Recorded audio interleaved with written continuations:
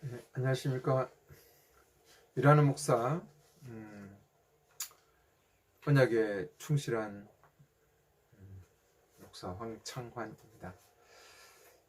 요즘 날씨가 많이 덥죠. 날씨도 많이 덥고,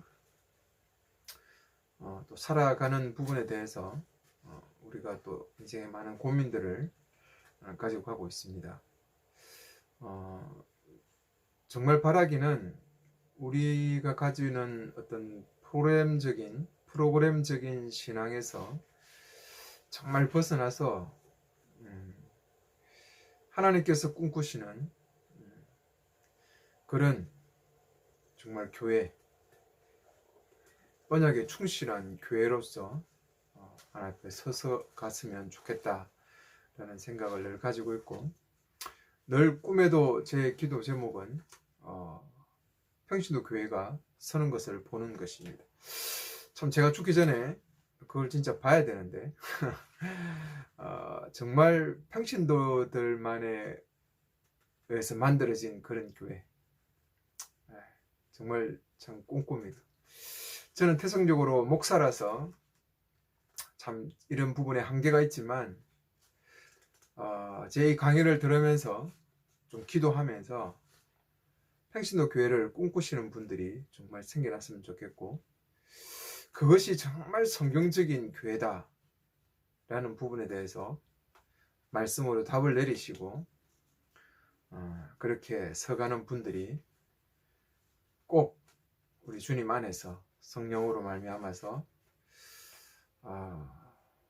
탄생되어지고 또 이루어져 가기를 원합니다. 오늘은 계시록에 대한 두 번째 시간을 갖도록 하겠습니다.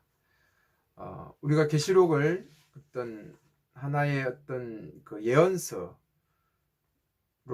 보아서는 안 된다라고 분명하게 이야기했습니다. 오늘 본문인 그 4절부터도 보면, 나 요한은 아시아에 있는 7교회에 이 편지를 씁니다라고 하면서 7교회에 편지를 쓰죠. 그리고 예수 그리스도 여러분에게 은총과 평화를 내려주시기를 원합니다 라고 이렇게 인사로 마무리합니다. 그러니까 우리가 요한계시록을 어떤 그 예언서나 이런 부분으로 봐야 될 것이 아니죠. 요한계시록은 하나의 편지입니다. 편지를 쓰는데 어떤 그냥 쭉 이렇게 우리가 알기 쉽게 일상적인 용어로 쓴 게 아니라 구약의 그런 묵시적인 단어들을 빌어와서 충분히 이스라엘 백성들이 알 수 있게끔, 그들이 충분히 이해할 수 있는 그 내용들을 가지고 묵시적인 형태로 서신을 쓴 것이죠. 왜 그러냐면 요한이 밤모섬에 갇혀 있고, 그 요한이 대놓고 로마의 고난에 우리가 승리하자라고 이야기를 하면 이거는 뭐 편지가 도달하기도 전에 다 검열당하지 않겠습니까? 그래서 이스라엘 백성들만이 알 수 있는 그런 묵시적인 그 형식을 빌어서 7교회에게 편지를 쓴 것입니다. 그래서 항상 우리가 이거는 전형적인 서신서의 형태를 갖고 있는데 묵시적인 내용을 가지고 있는 그런 목회 서신이구나 라는 생각을 알아야 됩니다. 그리고 이것이 그냥 하나의 종말론에 대한 어떤 신학적 연구, 학술적인 논문을 위해서 쓴 게 아니라 목회 서신이에요. 목회 서신. 그러니까 자기가 지금 목회하고 있는 7교회, 물론 7교회라는 게 단순히 7교회만 있는 게, 소아시아에 있는 게 아니니까 아마 전체적인 교회겠죠. 전체적인 7이라는 수가 완전수니까 전체 교회에 대한 부분이면서 아마 요한이 지금 거의 좀 그 리더급으로 있던, 그렇게 관리하던 그런 교회가 아닐까라고 그렇게 추측해 볼 수 있습니다. 그러니까 목회적인 관점을 가지고 편지를 쓴 거죠. 우리가 이러한 부분에 대해서 이해를 하고 요한계시록을 봐야 될 건데, 너무 어떤 구약적인 어떤 묵시적인 부분과 비유를 섞어서 너무 자의적으로 해석을 하다 보니까 어떤 노스트라무스의 예언서 같은 부분으로 풀어버리고 잘못된 부분으로 풀어버리는 것이죠. 그리고 자기 마음대로 성경을 짜집기를 해서 어떤 비유적인 풀이를 해냄을 통해서 성경을 이상하게 어떤 혹세무민한다 해야 되나? 혹세무민 맞습니까? 사람들을 어떤 두려움에 떨게 만들고 이상한 어떤 신비주의적인 신앙으로 흘러가게 만드는 그런 역할들을 했다는 걸 우리가 꼭 기억해야 돼요. 그래서 목회서신이구나. 그래서 삼위 하나님의 편지 형태로서 삼위 하나님의 은혜가 너와 함께 하기를 원한다라고 그렇게 편지 형태를 쓰고 있죠. 근데 이 편지를 쓰면서 삼위 하나님을 이야기하고 있습니다. 삼위 하나님을. 물론 삼위 하나님을 이야기한다는 것은 일반적인 그 편지의 어떤 내용이기도 하지만, 그 삼위 하나님을 쓰면서 성부 하나님을 어떻게 표현하냐면, 지금도 계시고 전에도 계시고 장차 오실 그분가라고 돼요. 장차 오실 그분이란 이 부분을 현재 분사로 쓰고 있습니다.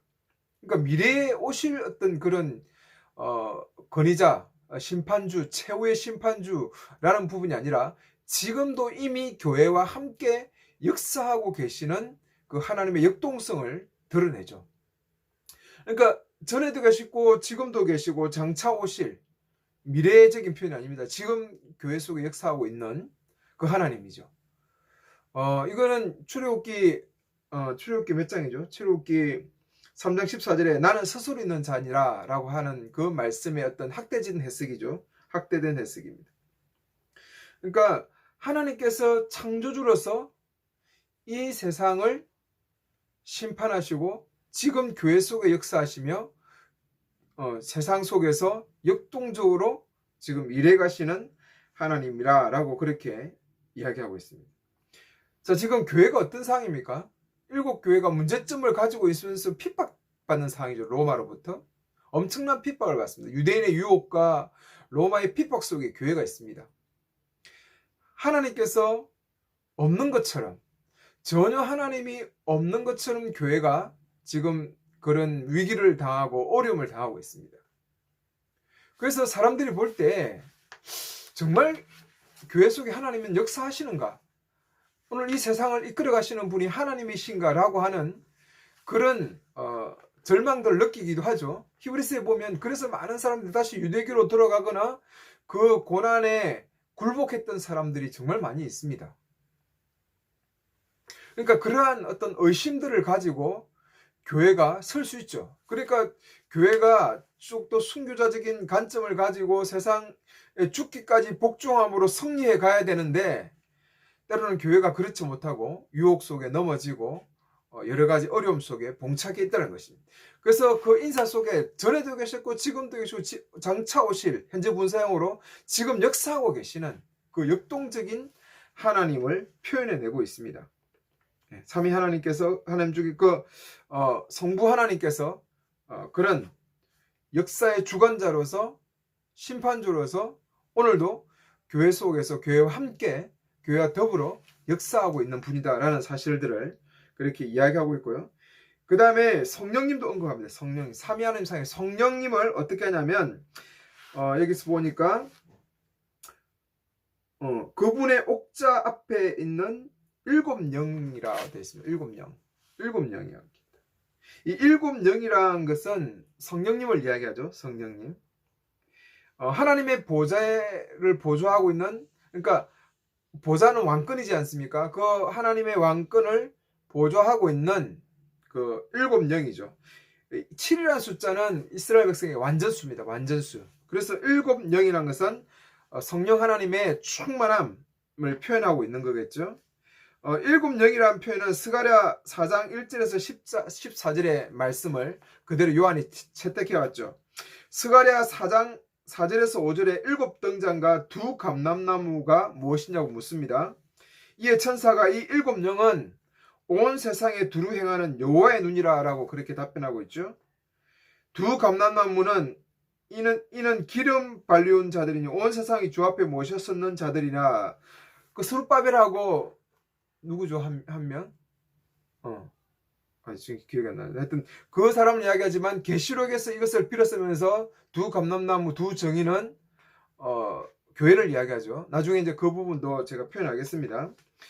그래서 먼저 스가랴 4장 10절에 일곱 영에 대한 언급은 계시록 5장 6절에서 일곱 뿔과 온 세상의 번음을 받은 일곱 눈으로 묘사되고 있죠. 그리고 계시록 11장 3장 4절에서 스가랴 4장 11장 4절의 말씀을 해석하면서 후자의 두 감람나무를 전자의 두 정인과 같이 이렇게 연결시키고 있습니다. 그래서 여기서 스가랴의 그 내용들을 그대로 이렇게 옮겨오면서 이 일곱 영이라는 것은 세상을 두루 살필 하나님의 눈인데 지금 성령님을 이야기하고 있죠. 성령님을. 그래서 두 감람나무 두 정인과 같이 활동하는 어떤 연관성을 계시록에서 이야기하면서 성령님께서 교회 속에서 역사하고 계시는 그 부분을 강조하고 있는 것이죠. 그래서 일곱 영, 하나님의 보좌에 일곱 영이 함께 한다라고 하는 부분은 성령 하나님께서 교회 속에 같이 하시고 일하고 계심에 대한 부분을 강조하는 거죠. 그리고 진실한 정인이시며 죽음으로부터 제일 먼저 살아나신 분이시며 땅 위의 모든 왕들의 지배자이신 예수 그리스도라고 표현하고 있어요. 그러니까 삼위 하나님의 그 사역 속에 교회가 지금 함께 있으니까 은혜와 평강이 너에게 있기를 원한다라고 그렇게 이야기하는 것이죠. 예수님에 대해서는 충성된 정인으로서 충성된 정이죠. 자신을 죽음으로 죽기까지 하나님께 복종하시면서 그리고 부활하셨죠. 부활하시고 그리고 지금 임금들의 머리로서 땅의 임금들의 머리로서 우주적인 통치자로서 교회의 실제적인 왕으로서 지금 서 있는 것이죠. 그래서 지금 이 삼위 하나님의 사역이 지금 교회 속에 같이 가고 있다는 사실들을 지금 요한이 이 인사적인 의미에서 강조하고 있는 것이죠. 이것은 어쩌면 계시록의 전체적인 어떤 메시지와 같은 것이죠. 지금 삼위 하나님께서 교회와 함께하고 교회를 통치하고 교회를 다스리고 교회를 붙들어가고 있다라고 하는 것이죠. 그러니까 교회는 예수 그리스도를 본받았어. 그거 먼저 죽으셨죠? 죽으심을 본받아 죽고 그가 부활하셨죠? 그 부활을 통해서 이 세상의 진정한 제사장으로서 두 정인으로서 죽음을 각오하고 순교자의 정신으로 세상을 살아가라는 것이죠. 왜? 그리고 교회는 그리스도의 영원한 신부로서 정말 이 새하늘과 새 땅에서도 혼인잔치에 참여할 그런 공동체이기 때문에 하나님께서 교회를 그렇게 생각하시고 붙들어가고 있다는 것입니다. 여러분 오늘 우리가 기억해야 됩니다. 세상 속에서 교회가 연약해 보이지만 우리 평신도들에 의해서 세워지는 이렇게 저는 그렇게 표현하겠습니다. 평신도에 의해서 세워지는 교회 몇 안 되는 그 교회 한 15명에서 많이 봐야 30명까지 모일 수 있는 그 조그마한 교회가 하나님께서 그 교회를 통해서 그 조그마한 교회를 통해서 정말 이 땅에 진정한 통치자로서 제사장으로서 그 역할들을 감당해 가기를 원하시고 그렇게 해내게 하겠다는 것이죠. 이런 언약을 붙들고 가는 교회가 이래서 정말 너무 중요합니다. 저는 그냥 일반적인 교회를 이야기하는 게 아니에요. 이 교회 삼위 하나님께서 역사하시고 사역하시고 그리고 그들 고난 중에 있지만 그들을 붙드시고 함께 하시는 통치하시는 바로 그 삼위 하나님의 사역이 오늘도 언약에 충실한 교회와 함께 가고 있다는 이 사실, 이것이 정말 고난과 어려움 속에 있는 교회가 유일하게 위로받을 수 있고 힘을 내고 순교를 각오하고 살 수 있는 진정한 힘입니다. 이 사실을, 이게 인사지만, 서신적 인사지만, 이 사실을 아는 교회와 그렇지 않은 교회는 차원이 다를 거예요. 이것을 정말 아는 교회는 고난 속에서, 어려움 속에서도 포기하지 않고 예수 그리스도의 복음을 지키면서 갈 것이고, 그렇지 않은 교회들은 어쩌면 세상 속에서 세상의 그 화려한 영광의 그 싸구려 복음들을 붙들고 위로받으면서 그렇게 큰 길로 걸어갈 것이다. 오늘도 삼위 하나님의 그 역사가 함께하고 있다는 것을 그 로마의 핍박 속에 있는 그 조그만 숨어있는 교회들에게 정말 이 사실들을 요한이 강조하고 있다라는 사실들을 알았으면 좋겠습니다. 그리고 이제 6절부터 우리를 사랑하신 나머지 당신의 피로써 우리를 재해방시키시고 우리를 한 왕국을 이루게 하시고 또 당신이 하나님 아버지를 섬기는 사제가 되게 하신 그분께 영광과 건설을 영원토록 누리시기를 빕니다. 라고 아멘했죠. 교회 정체성이에요. 교회 정체성. 교회가 가지는 정체성. 그분의 피로써, 언약의 피로써 우리를 해방시켜 주셨죠. 죄에서. 하나님 나라를 이룰 수 없는 그런 존재에서 이제는 우리로 하여금 왕국을 이루게 하시고 당신의 하나님 아버지를 섬기는 제사장이 되게 해주셨다는 거죠. 이 교회 정체성 아닙니까? 교회 정체성. 교회가 예수 그리스도를 인해서 세워졌습니다. 그리고 하나님의 왕국을 만들어 주셨고 그 교회가 하나님의 제사장으로서 이제는 온전히 서가고 있다는 것이죠. 하나님의 관심이 교회 속에 있을 수밖에 없습니다. 여러분, 이스라엘 나라에서 이제는 교회로 넘어온 것이죠. 이스라엘 나라가 이제는 하나님의 나라가 아닙니다. 왕국이 아닙니다. 이제는 예수 그리스도의 피로 세운 왕국, 그 속에 참여한 자들이 바로 하나님의 제사장들입니다. 진정한 하나님의 제사장들이 누구냐? 바로 너 교회다. 너희들이 최대 관심이고 너희들이 하나님 나라를 이루어가고 있는 실질적인 존재들이다라는 거죠. 이스라엘이 이제 아니라는 거죠. 유대인이 아니죠. 이것이 예수 그리스도로 말미암아 이 교회 속에 이루어져 가고 있다.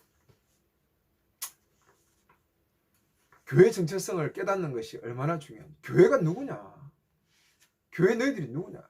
구약의 이스라엘 백성들에게 하나님께서 관심을 가지고 그들과 함께 이루려고 했던 제사장 나라, 신의 나라가 바로 너 교회다 라는 사실들을 다시 한번 강조시키고 있죠. 그러면서 그분은 구름을 타고 오십니다. 모든 분이 그를 볼 것이고 그분을 찌른 자도 볼 것이고 땅의 모든 민족들이 그분 때문에 가슴을 칠 것입니다. 꼭 그렇게 될 것입니다. 예수 그리스도로 말미암아 온전한 한국인 교회를 탄생하신 그분께서 구름을 타고 오신다 했죠. 구름을 타고 오신다니까 진짜 구름 타고 올 것이다 라고 소롱공도 아니고 그죠? 예수님이 구름을 타고 온다. 여러분, 구약의 구름이라는 내용들은 이스라엘 백성은 다 알아요. 하나님의 영광이고 왕으로서의 존재, 그리고 세상을 다스리고 심판하는 존재, 인자 같은 이라는 것 사실들을 다 알고 있죠. 이사야 19장 1절에 이것은 이집트를 두고 엄한 경고의 말씀입니다. 주님께서 빠른 구름을 타고 이집트로 갔을 것이니. 다니엘서 7장 13절에 내가 밤에 이러한 환상을 보고 있을 때 인자 같은 이가 오는데 하늘에 구름을 타고 와서 옛적부터 계신 분에게 나아가고. 누가복음 21장 27절에 그때 사람들이 인자가 큰 걷는과 영하고 구름을 타고 오는 것을 볼 것이고. 마태복음 24장 30절에 그때 인자가 올 징조가 하늘에 있으니 그때 땅에 있는 모든 민족 가슴을 치며 인자가 큰 걷는과 영광으로 하늘 구름을 타고 오는 것을 볼 것이다.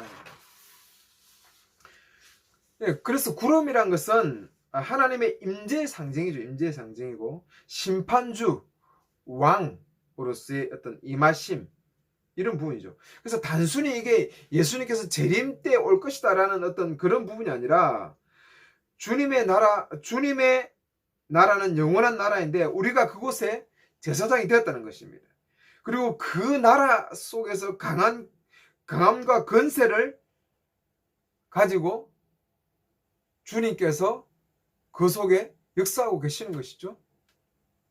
그래서 이것은 구름을 타고 온다는 것은 그 주님의 어떤 왕권 그리고 심판주라는 사실들을 상징적으로 보여주고 있는 것입니다. 각인의 눈이 그를 보았고 그를 찌른 자들도 예수님을 어떤 처형시켰던 자들이죠. 땅에 있는 모든 족속인데 유대인 계시록 55장 5절에 보면 유대인들이죠. 유대인들이 그를 인해서 애곡을 할 것이다. 네, 주님께서 심판주로 등장할 것입니다. 심판주. 지금은 교회가 고난을 당하고 있는 것처럼 보이지만 주님께서 그 왕권과 위엄을 가지고 심판주의심을 강조하고 있는 것이죠. 교회가 이러한 부분에 대해서 분명하게 눈을 떼야 되겠죠.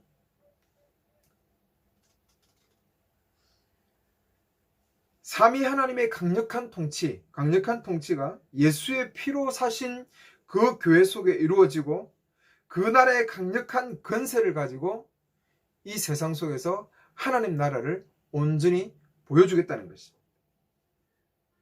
여러분, 교회가 약해 보이고 교회가 정말 연약하게 지금 고난을 당한 것처럼 보이고 교회가 힘이 없는 것처럼 보이지만 하나님의 절대적인 주권, 하나님의 강력한 능력, 교회가 정말 순교를 각오하고 정말 교회 속에서 역사하실 그 하나님 심판주이시고 진정한 통치자라는 이 사실을 교회가 강력하게 붙들고 가야 된다는 사실을 지금 서론적인 인사 부분과 서론적인 부분에서 지금 사도 요한이 지금 강조하고 있는 9장부터 20장은 요한이 경험한 부분들을 이야기합니다. 환상 속에서 어떤 음성을 듣고 뒤를 돌아봤는데 다니엘서에서 언급한 구약적인 요소죠. 거의 어떤 그 성전에 있는 내용들을 다 그렇게 다 끌고 옵니다. 끌고 와서 예수 그리스도의 어떤 그분을 상징적으로 보여주고 있죠. 그리고 그분께서 금초대 사이를 지나가죠. 금초대와 일곱 별은, 금초대는 교회를 상징하죠. 일곱 교회를 상징하고, 일곱 별은 그 교회 속의 지도급인 장로들을 이야기하겠죠. 그래서 그들 속에, 촛대 속에 인자 같은 이가 서 있죠. 그 메시아입니다. 구약에서 다니엘서에서 이미 포로로 그 유대 나라는 망했지만 포로로 잡혀갔지만 그러나 인자 같은 이 진정한 메시아인 그 왕국을 통해서 다시 이 온전한 이 세상에 진정한 떠인돌, 그렇죠? 무너지지 않는 그런 영원한 왕국을 세울 분이죠. 그분이 교회와 함께하고 있는 것이죠. 그래서 교회가 지금 핍박을 당하고 고난을 당하고 있는 이것이 끝이 아니자는 거죠. 교회는 음부의 권세를 이기고 승리하신 바로 그 예수 그리스도께서 왕으로 임마누엘에 계시다는 사실을 기억하는 것입니다. 여러분, 정말 우리가 이것을 기억해야 됩니다. 교회가 지금 정말 약하고 화려하지 않는 것처럼 보이고 우리가 지금 하려고 하는 언약적인 공동체가 연약해 보입니다. 아무것도 아닌 것처럼 보여요. 정말 힘이 없어 보여요. 그러나 이 언약 공동체와 속에 바로 우리 부활하신 우리 주님, 음부의 권세를 꺾어버리시고 세상에 정말 진정한 영원한 왕국을 만드신 그 주님께서 바로 이 교회와 함께하고 있다는 사실입니다. 이것을 정말 인지하는 교회는 순교하기까지 아마 넘어가지 않을 거예요. 그 로마 시대에도 수많은 사람들이, 수많은 교회가 핍박 속에서 무너지고 유대인의 유혹 속에 넘어갔습니다. 그러나 진정한 이 복음의 메시지를 알고 있고 이 메시지를 붙잡는다면 그 교회는 연약하게 보이고 힘없어 보이지만 주님이 함께 하심으로 인해서 두 정인의 그 사역들을 온전하게 이 시대에 감당해 갈 수 있을 것이라고 생각합니다. 정말 우리가 가지고 있는 그 정체성은 우리 자신에게 있는 것이 아닙니다. 바로 승리하신 우리 주님, 우리의 교회의 머리 대신 우리 주님, 그리고 우리가 거기에 동참해가고 있는 모브누스의 교회, 이 영광들을 우리가 정말 좀 기억했으면 좋겠어요. 자꾸 세상의 화려함으로 보지만 건물, 큰 건물, 화려한 건물, 멋진 건물, 수많은 성도, 사람들, 그런 것에 좀 현혹 안 됐으면 좋겠어요. 교회는 그런 게 아닙니다. 교회는 정말 건물도 아니고 화려한 성도들 많은 대교회, 대형교회 이런 것들이 아니에요. 연약한 몇 명이 모일지라도 그 속에 금촛대 사이를 다니시는 바로 부활하신 예수 그리스도, 죽음의 권세를 꺾어버리시고 부활하신 그분이 함께 하시고 있다는 이 사실이 정말 교회가 대단한 것입니다. 이 언약적인 사실을 분명하게 붙들고 든든하게 서 있는 교회는, 그리고 그것이 바로 평신도를 위해서 만들어지는 언약교회다라는 사실을 아는 사람들은 부끄러워하지도 않을 것이고, 뭔가 화려한 건물, 수많은 성도 이런데 주눅들 게 아니에요. 진정한 진리에 있는 메시지는 화려하지 않아요. 이사야서도 보면 예수님에 대해서 뭐라고 표현합니까? 정말 파리하고 왜소하고 세상이 흠모할 만한 것이 하나도 없었잖아요. 세상적인 기준으로 볼 때 하나님의 교회는 정말 흠모할 만한 게 하나도 없어요. 그런데 요즘 교회가 화려하게 건물 짓고 성도 수가 몇 명이고 어마어마하게 크고 그런 어떤 세상적인 기준으로 자꾸 교회를 평가한다면 그 교회와 함께 하신 부활하신 그 권세를 가지신 예수 그리스도에 대해서는 전혀 그 의미들을 놓쳐버릴 것이고, 예수가 교회의 주인이시고 예수가 이 교회와 함께함으로 그 교회가 진정한 의미가 있다는 이 사실들을 잃어버릴 것이죠. 예수가 오늘도 부활하시고 승리하신, 죽음을 이기신, 죽음을 경험해 보시고 이기신 그분이 오늘 교회 속에 함께하고 있다는 이 사실, 이것이 교회의 영광이고 정말 우리 교회만이 가질 수 있는, 우리만이 알 수 있는 그 즐거움이고 그 행복이고 그 위대함입니다. 그 위대함을 자꾸 쉴 데 없는 건물, 씨할 데 없는 성도수, 씨할 데 없는 것들에게 자꾸 교회 영광을 여러 가지를 내어주지 말고, 그런데 관심 좀 가지지 마시고 우리와 함께 하시는 예수 그리스도, 그 음부의 권세를 이기신 그 예수 그리스도를 분명하게 붙잡고 고난 중에서도 유혹 속에서도 넘어가지 않는 충실된 그런 언약 공동체, 주님의 진정한 몸인 교회가 되었으면 좋겠습니다. 감사합니다.